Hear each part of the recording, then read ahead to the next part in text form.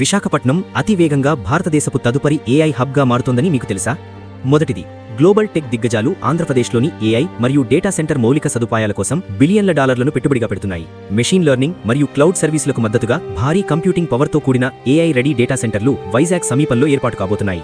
రెండవది, వైజాగ్ తీర ప్రాంతం దీనికొక గొప్ప ఆస్తి. సముద్ర గర్భం గుండా వెళ్లే ఇంటర్నెట్ కేబుల్లు ఈ ప్రాంతం గుండా వెళ్తాయి. ఇది గ్లోబల్ కనెక్టివిటీని పెంచడమే కాకుండా ఏఐ డేటా ప్రాసెసింగ్కు అవసరమైన వేగవంతమైన ఇంటర్నెట్ను అందిస్తుంది.